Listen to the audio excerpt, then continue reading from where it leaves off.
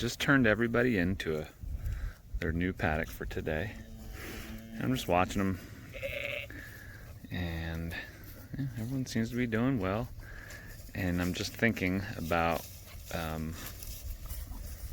management and mismanagement of breeding times, and following the nature cycle of things or doing things your own way.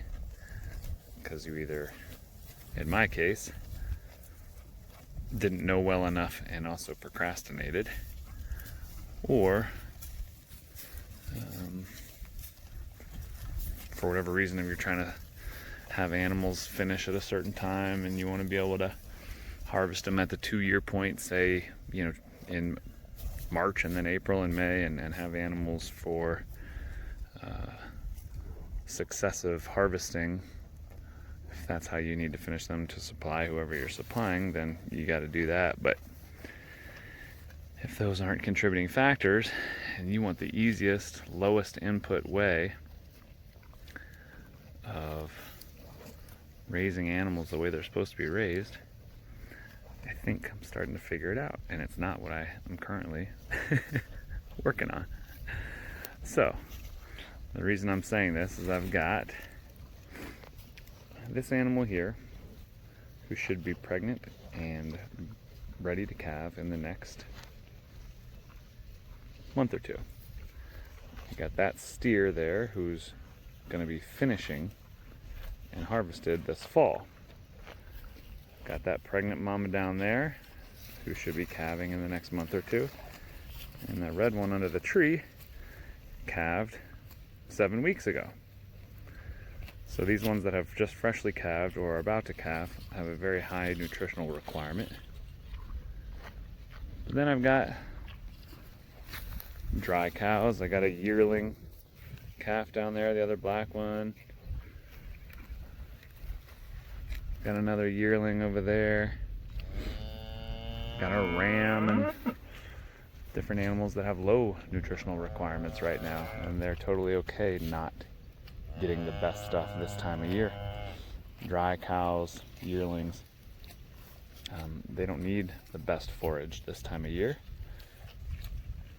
They can live off the fat on their back and what forage they can find, as long as you have something decent. I mean, we still have grass.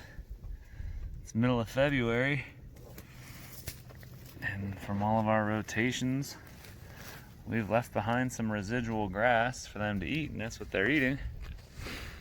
But since she's pregnant, and not just pregnant, but ready to calve in the next month or two, this is where they require a high nutritional load.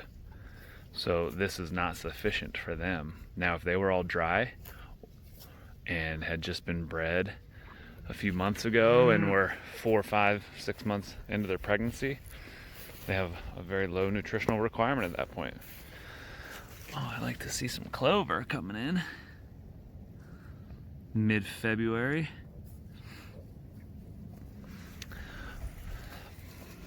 But if they were all at the same point in their cattle cycle of their life cycle of, I probably want to see these cute little lammies. Hey, little lammy.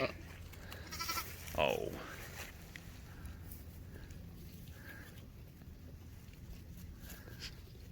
Mama calling him back.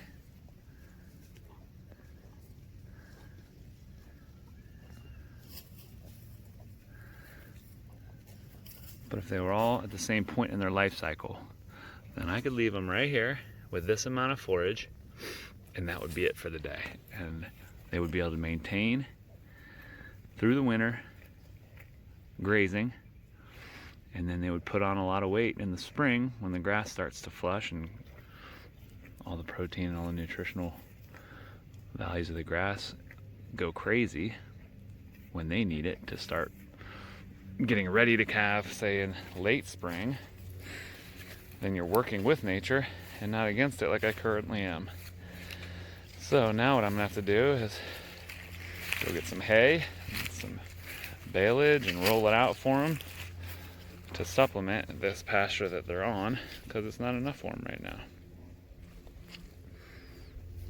if I had managed breeding season, and if I had known better, which I will next year,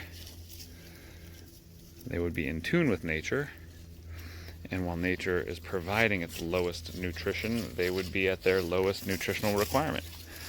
And when nature is providing its highest level of nutrition in early spring, oh, you guys. Okay.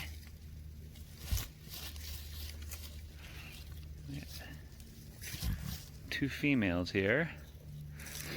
Sometimes mamas get a little protective when they got babies around, or maybe they're just playing.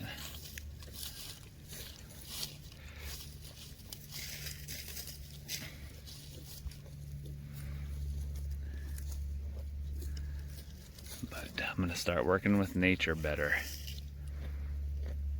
Get them on the cycle that the ground gives me, and you're not fighting against it.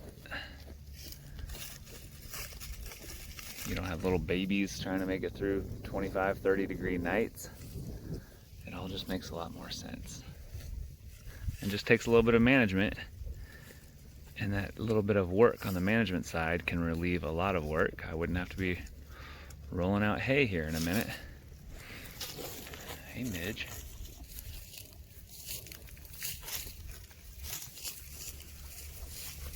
Good looking animal.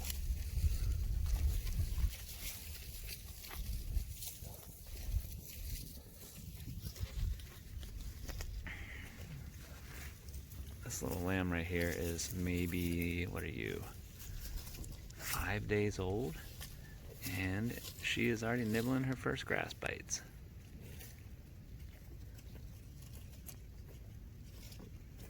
Pretty crazy.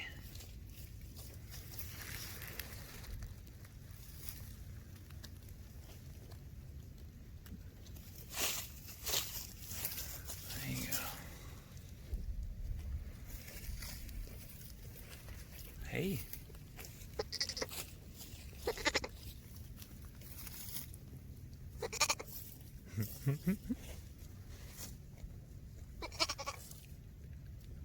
Uh-huh.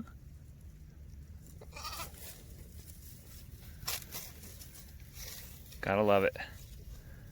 So when you finish animals the way they're supposed to be finished on grass, rotating them so they're just eating the best parts of the grass and just the tips and getting all the fat. Please. The marbling on these lamb chops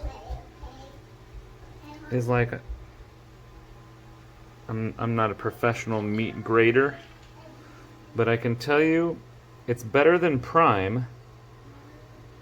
Whatever's past prime, I don't think there's Wagyu lambs, but if there was, when you move your lambs around every single day and give them all the best grass to eat, you get incredibly marbled meat. And that is the end goal of all of this. Yum, yum. Can't wait.